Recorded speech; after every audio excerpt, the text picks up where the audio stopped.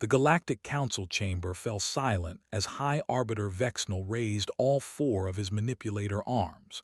His chitinous face showed what other species had learned to recognize as deep concern. The holographic display behind him flickered with images of a dying star system. "The Kelvin homeworld faces extinction," Vexnal announced. "Their star will collapse within 3 standard cycles. 12 billion souls will perish unless we find a solution." Representatives from 100 different species shifted in their seats. The Kelvin were an old race, peaceful and kind. They had contributed much to galactic science and art. No one wanted them to die. "Our finest scientists have examined the problem," continued Vexnal. "The mathematics are clear. There is no way to move a population of 12 billion beings in 3 cycles. There is no way to stop a star from collapsing. The Kelvin homeworld is doomed." A murmur spread through the chamber. Several delegates lowered their heads in the universal gesture of sorrow. Then a voice cut through the grief. "We'll do it." Every eye, sensor, and sensory organ in the chamber turned toward the Terran delegation. Ambassador Sarah Chen stood with her arms crossed, her jaw set in what other species had learned to call that human look. "Ambassador Chen," said Vexnal slowly, "perhaps you did not understand.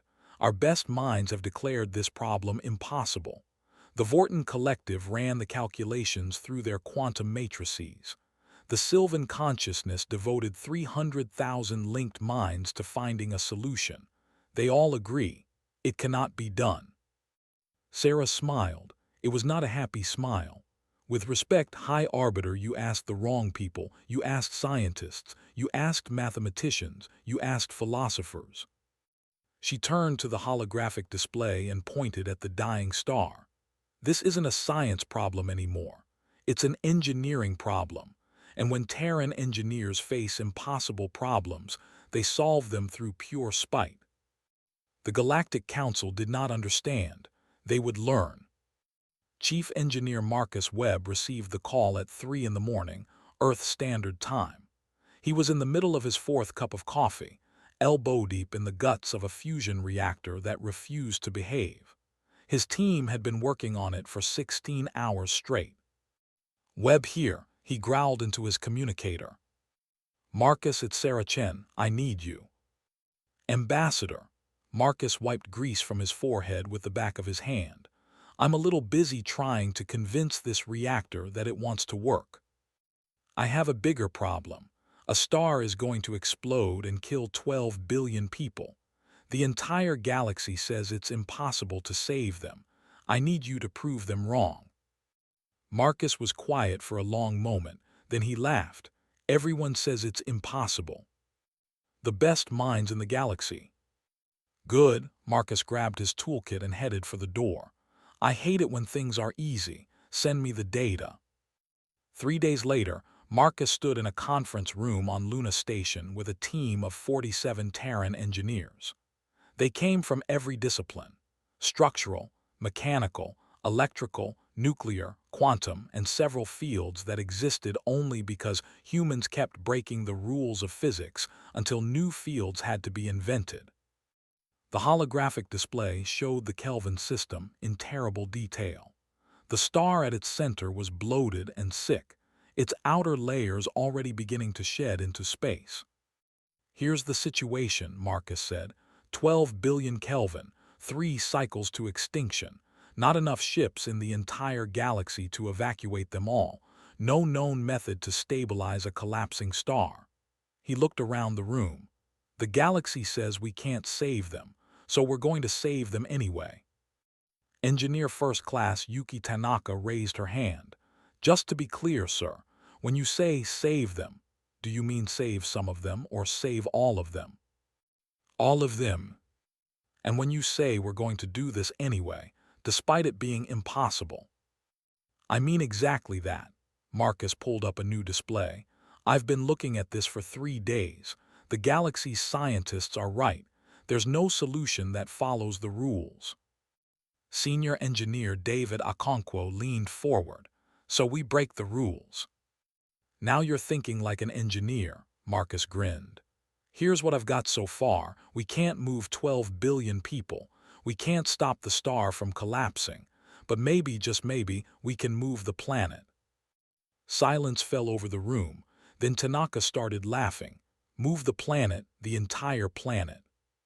Standard physics says we can't move it fast enough, said Marcus.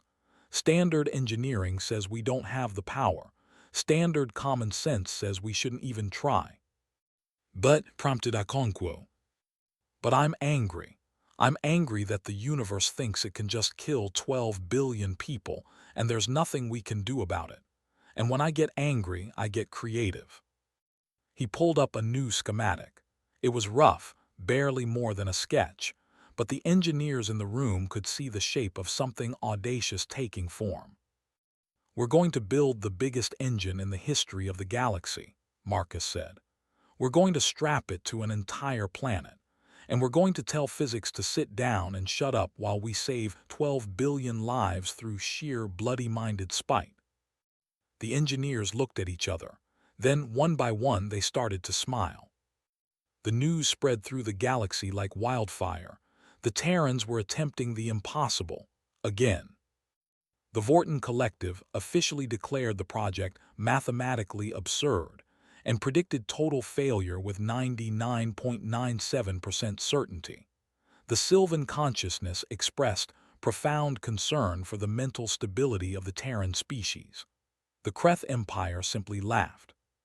But the Kelvin watched with something they had not felt in a long time: hope. Elder Patriarch 7 addressed his people from the steps of their ancient capital. For 3 generations, we have known our star was dying. We have accepted our fate with dignity. We have prepared ourselves to pass quietly into the void. He paused, his silver eyes reflecting the swollen red sun above. But the Terrans refuse to accept our fate. They look at our dying star and see not death, but a challenge. On Luna Station, Marcus Webb was too busy screaming at a junior engineer to listen to speeches. I don't care what physics says, Marcus shouted. Physics is a description, not a prescription. Just because something hasn't been done doesn't mean it can't be done. The junior engineer fled. Yuki Tanaka watched her go with an amused expression. You know, Tanaka said, technically she's right. The energy requirements exceed the output of every power source in the galaxy combined. I know, Marcus rubbed his eyes. He hadn't slept in 2 days. But if I let people tell me what's possible, we'd still be stuck on Earth. Get me the team leads. We need to talk about creative energy solutions. Marcus smiled his not happy smile. We're going to save a world through pure spite. Part 2. The first supply ships arrived at the Kelvin system 8 days after Marcus Webb said yes to the impossible. They carried not weapons or evacuation equipment, but something far more valuable: Terran engineers with bad attitudes and worse coffee. Engineer First Class Yuki Tanaka stepped off the transport and immediately frowned at the dying star dominating the sky. It's bigger than the projections suggested. Uglier, too. Senior Engineer David Okonkwo joined her on the landing pad. The Kelvin call it the Sorrow Eye now. They've been watching it kill them slowly for 3 generations. Well, it's about to get a surprise.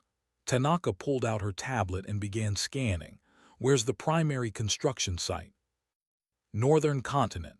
Marcus wants the main thrust array built into the planet's crust along the equator. We've got 600 kilometers of trench to dig. Tanaka laughed. 600 kilometers in 3 cycles, while being bombarded by radiation from a dying star. The galaxy thinks we're crazy. The galaxy is correct, but being crazy doesn't mean we're wrong. The Kelvin had never seen anything like the Terran engineering corps. Within hours of arriving, the humans had established 14 base camps, mapped the entire equatorial region, and begun arguing loudly about the best way to crack open a planet's crust without destroying it. Elder Patriarch 7 visited the main engineering hub 3 days into the operation. He found Marcus Webb standing in front of a massive holographic display, surrounded by dozens of engineers all talking at once. Empty coffee cups littered every surface. "Chief Engineer Webb," Seven said, "I wish to thank you personally for your efforts." Marcus didn't look up from his display. "Save your thanks for when we succeed. Right now I'm trying to figure out how to generate enough power to move your planet without accidentally converting it into plasma. The Vorton Collective says this is impossible. The Vorton Collective can kiss my reactor core." Marcus finally turned to face the elder patriarch. His eyes were red from lack of sleep. "I've spent my whole career being told things are impossible. I've heard it so many times that the word has lost all meaning." Seven tilted his head in curiosity. "Your persistence is remarkable. May I ask what drives you?" Marcus was quiet for a moment. "Spite, Elder, pure spite. The universe wants to kill 12 billion innocent people, and I've decided to tell the universe to go to hell. This is not a motivation I understand. It's a human thing. We evolved on a planet that tried to kill us constantly. Ice ages, predators, diseases, natural disasters. Every step of our development, nature said, 'You will die here.' And every time we said, 'No, we won't.' Eventually, being told we can't do something became the best way to make sure we do it." Seven considered this. "Your species weaponized stubbornness. We weaponized spite. There's a difference. Stubbornness is just refusing to give up. Spite is refusing to give up specifically because someone told you that you should." Over the next 2 weeks, the Kelvin homeworld transformed. Terran construction vessels carved great trenches along the equator, exposing the planet's rocky mantle. Into these trenches, engineers installed massive thrust assemblies, each one the size of a small city. The design was elegant in its brutality. Rather than trying to create a single enormous engine, Marcus had proposed a distributed system of thousands of smaller engines working in perfect synchronization. Each engine would contribute a tiny fraction of the total thrust needed, but together they would generate enough force to push an entire world out of the path of its dying star. "It's like trying to move a mountain by having a million ants all push in the same direction," Marcus explained to a group of Kelvin engineers. "Any single ant is useless, but together, coordinated, they can accomplish the impossible." "And if the synchronization fails?" asked a young Kelvin female named Kira. "Then we have a very bad day. If even a few % of the engines fire out of sequence, the stress could crack your planet like an egg. But that's why we're building in so many redundancies. Every engine has 17 backup systems. Every backup has its own backups." While the ground crews worked on the thrust arrays, another team tackled the power problem. The energy required to move a planet was staggering, far beyond anything the galaxy had ever attempted. This was where Yuki Tanaka's expertise became critical. She had spent her career studying exotic energy sources. "The Thalassian subspace cascade," Tanaka explained to the assembled team. 3 years ago, we accidentally discovered that certain subspace frequencies can tap into the underlying energy gradient of the universe itself.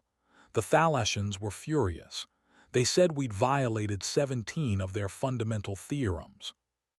"Did we?" asked one of the junior engineers. "Absolutely. That's why it worked. Conventional physics says you can't get something from nothing, but we're not getting something from nothing. We're borrowing energy from the universe and promising to pay it back later." "Does the universe accept IOUs?" "It does if you don't give it a choice." Tanaka's smile was sharp. "We're going to build a cascade generator array around the Kelvin star itself. Use the star's own death throes as a catalyst for subspace energy extraction. The angrier the star gets, the more power we pull from it." Marcus nodded approvingly. "Using the weapon against itself, I like it." Word of the Terran effort spread throughout the galaxy. Most species watched with skeptical curiosity, but some were inspired. The Methane Collective sent a message offering to help with underwater installations. The crystalline swarm contributed construction drones designed for harsh radiation environments. Even the Sylvan consciousness quietly transmitted advanced synchronization algorithms. It appears, Elder Patriarch 7 observed, that your spite is contagious. Marcus looked up from his work, genuinely surprised. I didn't expect that. The galaxy has lived too long under the weight of what cannot be done. Your people have reminded us that impossible is not a fact. It is a challenge. Or an insult, Marcus muttered. Indeed. Seven's silver eyes reflected the construction lights blazing across the horizon. Watching your people work, I have realized something. We did not accept our fate because it was right. We accepted it because we were afraid to hope. Your spite has given us something far more valuable than survival. It has given us permission to fight. Part 3. The end of the second cycle brought crisis. 3 of the primary thrust arrays had failed during testing. The Kelvin star had entered a new phase of instability, accelerating its collapse by nearly 15%, and Marcus Webb had not slept in 4 days. "We're not going to make it," said Engineer Rodriguez. "The numbers don't work anymore. Even if we get everything online in time, we won't have enough thrust to clear the kill zone before the star goes critical." Marcus stared at the holographic display, watching the cascade of red warning indicators spread across his beautiful machine. They needed 97% thrust efficiency. The best they could achieve was 91%. That 6% gap meant 12 billion deaths. Marcus studied the numbers. His mind, pushed past exhaustion into something like clarity, turned the problem over and over. "What if we had more engines?" he asked. "We don't have time to build more engines." "I didn't ask if we had time. I asked what if." Rodriguez ran the calculations. Another 12,000 engines would give us the margin we need, but there's no way. We can't manufacture 12,000 engines in the time remaining. Marcus was quiet. Then he smiled his not happy smile. "Get me Elder Patriarch 7 and contact every ship in orbit. I have an idea." The Kelvin had a fleet. It was not a military fleet. It was cargo ships, passenger vessels, scientific explorers, nearly 3,000 ships built over centuries. They had been waiting, preparing for evacuation. Now Marcus was about to give them a different purpose. "You want to use our ships as engines," Seven said slowly. "Exactly. Every ship in your fleet has maneuvering thrusters. Most have main drives capable of significant thrust. If we land them, lock them down, and synchronize their engines with the thrust arrays, you would have your additional engines. 12,000 ships pushing along with 1,000,000 ground-based engines. It's messy. It's ugly. It's completely outside any engineering standard ever written, but it'll work." Seven stared at the display. "Our ships are not designed for this purpose. Many would be destroyed by the stress. Their crews would need to evacuate before the burn. Every ship crewed by AI or remote operation only." Marcus leaned forward. "Elder, I know what I'm asking. I'm asking you to sacrifice your fleet, your entire space-going capability, everything your people have built in the stars. For the sake of saving our world. For the sake of spite." Marcus held Seven's gaze. "The universe wants to kill your people. I say we throw everything we have at it, not because it's a good plan, but because I refuse to let the universe win." The elder patriarch was silent for a long time. When he finally spoke, his voice was steady. "3 generations of my people have accepted death with dignity. We told ourselves this acceptance was wisdom." He straightened to his full height, all 4 arms spreading wide in defiance. "I am tired of wisdom. I am tired of acceptance. If the universe wants my people dead, let it earn that victory. Deploy the fleet." The order went out. 3,000 Kelvin ships broke orbit, descending through the toxic atmosphere to landing zones across the planet. Their captains said goodbye to their ships and evacuated to surface shelters. It was the largest coordinated naval operation in Kelvin history. It was also the largest controlled crash landing ever attempted. "This is insane," engineer Tanaka observed. "We're turning an entire civilization's fleet into rocket boosters." "Insane is just another word for creative," Marcus replied. The next 48 hours were a blur. Engineers worked around the clock, connecting the landed ships to the planetary thrust network. Kelvin volunteers guided the work.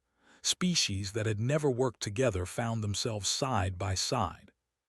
Marcus didn't sleep. Every time he closed his eyes, he saw the numbers. 97% required. They were at 93 and climbing, 4% to go. "Chief Webb," it was Kira, the young Kelvin engineer, "you need to rest. Your vital signs suggest imminent system failure." "I'll rest when we're done." "You may not survive until then." Marcus laughed roughly. "System failure is what I do. Ask anyone."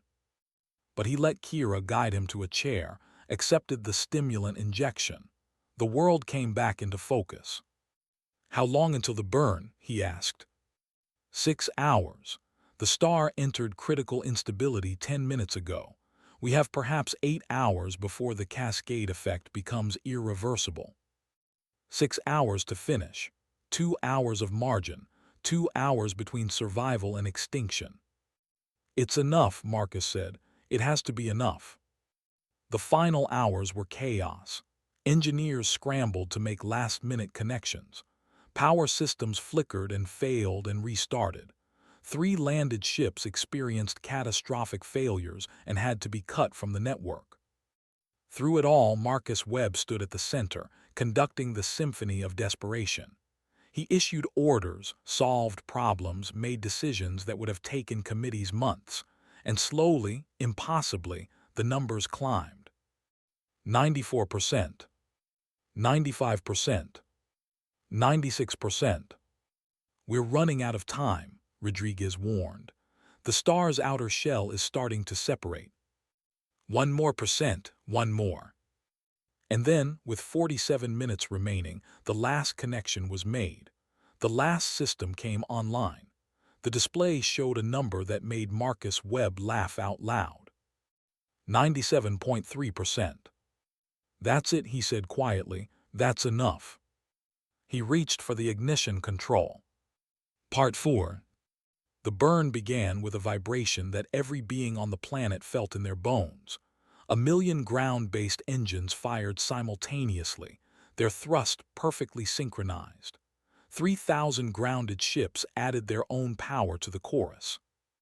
The planet shuddered, mountains cracked, seas sloshed against their shores. Deep in the crust, fault lines suddenly shifted.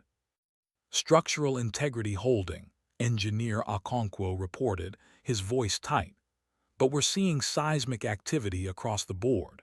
The planet wasn't designed for this." "The planet wasn't designed at all," Marcus replied. "It just happened. Maintain thrust."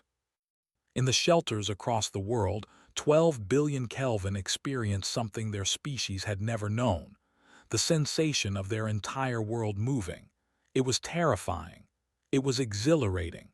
It was proof that the impossible could be made possible. The dying star seemed to notice.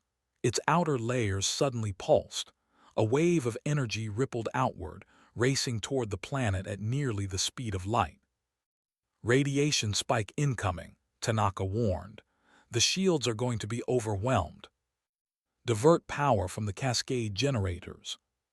"If we divert power, we lose thrust efficiency. We'll drop below the survival threshold." Marcus stared at the numbers.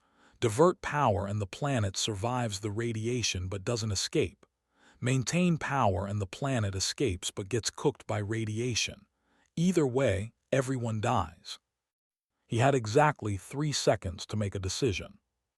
"Kira," he said, "how long can your people survive elevated radiation exposure?" "With medical intervention, perhaps 2 hours at the levels projected." "Good enough," Marcus made his choice. "Maintain thrust, all power to the engines. We take the radiation hit and treat casualties afterward." "Chief Webb." "We didn't come this far to die in the driveway. Maintain thrust. The radiation wave hit. Even with partial shields, it was devastating. Across the planet, Kelvin collapsed as their bodies struggled. Medical systems screamed warnings. And the planet kept moving. Marcus watched the distance counterclimb. Every second brought another 1,000 kilometers of safety. Every kilometer meant another fraction of survival probability. The star chose that moment to begin its death scream. The outer layers collapsed inward. For one terrible instant, the star compressed itself. Then it rebounded. The shockwave that followed was the leading edge of a supernova. "This is it," Marcus said quietly. "Either we're far enough or we're not." The numbers flickered. Distance to safe zone 93%, 94, 95. The shockwave raced toward them. 96%. 97. The world filled with fire. The shields screamed under the assault. Temperature readings spiked. For one eternal moment, everyone was blind, deaf, and helpless. Then the fire passed. Marcus blinked. He was still alive. He looked at his displays. When they came back online, he laughed. Distance to safe zone, 103%. They had made it, barely, impossibly, but they had made it. Around him, his team was slowly realizing the same thing. Rodriguez let out a sound that was half laugh, half sob. Tanaka simply stared at her readings. Marcus keyed his communicator. "Elder Patriarch 7, this is Chief Engineer Webb. Please inform your people that their planet has successfully escaped the supernova kill zone. You're going to need a new star, but you're alive to worry about that." The response came slowly, Seven's voice thick with emotion. "Chief Engineer, you did it. You actually did it. We did it, all of us. Every engineer, every volunteer, every person who refused to accept that the universe gets to decide who lives and who dies." Marcus leaned back in his chair. "Spite, Elder, pure spite. It's the most powerful force in the universe." Outside, the sky was changing. The dying star was fading into the distance. The stars of the galaxy were beginning to appear, bright and clear and promising. The news spread through the galaxy like a shockwave. Within hours, every intelligent species had heard the story. The Vorton Collective issued a statement declaring their calculations had been technically correct and that the Terrans had introduced variables outside normal parameters. They did not apologize. The Sylvan consciousness devoted a third of their linked minds to understanding how the Terrans had done it. Their conclusion was that humans possessed a unique cognitive dysfunction that allowed them to ignore reality when inconvenient. They meant this as a compliment. The Kreth Empire suddenly reconsidered their strategic assessments. A species that could move a planet through stubbornness was not a species to take lightly. Part 5. 3 cycles after the Great Burn, Elder Patriarch 7 stood before the Galactic Council. Beside him stood Marcus Webb, looking uncomfortable in his dress uniform and badly in need of sleep. "Distinguished representatives," 7 began, "I come before you to speak of something the galaxy has long forgotten. Not survival, not engineering. I come to speak of spite." Murmurs rippled through the chamber. "For 300 cycles my people prepared to die. We accepted our fate. We told ourselves this was wisdom, and we were wrong." 7 turned to face Marcus. "This human taught us something we had forgotten. The universe does not care about us. It simply is. And because it simply is, we have the power to defy it." He raised all 4 arms in supreme respect. The Terrans call this power spite. They define it as the refusal to accept defeat simply because defeat is expected. They consider it a virtue to fight against impossible odds, not because victory is assured, but because defeat is not yet certain. 7's voice rose. "I stand before you today because a small group of exhausted, over-caffeinated engineers decided that the universe did not have the right to kill my people. They looked at the mathematics of extinction, and they became angry, and their anger moved a world. The chamber was silent. The Kelvin Nation hereby proposes a new principle for galactic civilization. We call it the Web Doctrine. The principle is simple. When faced with an impossible problem, the appropriate response is not acceptance but spite. 1 month later, a small gathering assembled in the engineering hub that had served as command center. It was being converted into a museum. Marcus Webb stood before a holographic memorial listing everyone who had participated. 47,000 engineers, 3 million Kelvin volunteers, every ship captain who had sacrificed their vessel. "I didn't do this alone," Marcus said quietly. "We know," Tanaka replied. "But someone had to make the call. Someone had to look at the impossible and decide to try anyway. That was you." Marcus shook his head. "I was angry. The universe was trying to kill innocent people and I took it personally. That's not leadership, that's just spite." "Maybe spite is a form of leadership." Okonkwo stepped forward. "You gave us permission to be stubborn, to believe our stubbornness could matter." "That's everything," came a voice from the doorway. Elder Patriarch 7 entered slowly. The radiation had aged him, though he was recovering. "Chief Engineer Webb, I have spent my life in contemplation and acceptance. I believed wisdom lay in understanding one's place in the cosmic order. Your spite has taught me otherwise." He approached Marcus directly. "Wisdom is not acceptance. Wisdom is knowing when to fight, even when the fight seems hopeless. Your people understood this instinctively." Marcus looked up at the memorial. "What did I teach you?" "That spite is a valid engineering principle. That anger, properly directed, can move mountains. That love for others can manifest as fury at the universe that threatens them." 6 months after the Great Burn, the Kelvin homeworld was in orbit around a new star. The ecosystems were stabilizing. Life was returning to normal. Marcus Webb stood on a balcony of the new Terran embassy, watching the sun rise over a world that should not have existed. "You're brooding again." Yuki Tanaka joined him, carrying 2 cups of coffee. "I was thinking about what comes next," Marcus admitted. "We moved a planet, we defied a supernova, we saved 12 billion lives. What do you do after that? Find the next impossible problem and solve it through spite." Marcus smiled. For once, it was a genuinely happy smile.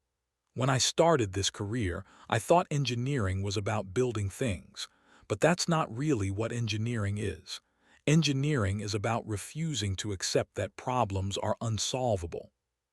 It's about spite." "It's about spite." Marcus raised his coffee cup. "To spite the most powerful force in the universe." Tanaka raised her own cup, and to the engineers who wield it. They drank as the sun rose over a world that had refused to die. Somewhere below, Kelvin children played in streets that should have been vaporized. Kelvin elders taught the next generation stories that now included humanity's impossible gift. And in engineering labs across the galaxy, young beings of 100 species were learning a new philosophy. When faced with an impossible problem, the appropriate response is not despair. The appropriate response is spite. The Kelvin had a new proverb now. When a Terran engineer says something cannot be done, listen carefully. They are about to prove themselves wrong. Marcus finished his coffee and turned to face the day. There were new problems to solve, new impossibilities to defy, new challenges to meet with stubbornness and fury and love disguised as anger. The universe was vast and cold and uncaring. But so what? Marcus had never needed the universe to care. He just needed it to stay out of his way while he fixed things. And if it didn't stay out of his way? Well, he had spite, and spite, as the galaxy had learned, was enough.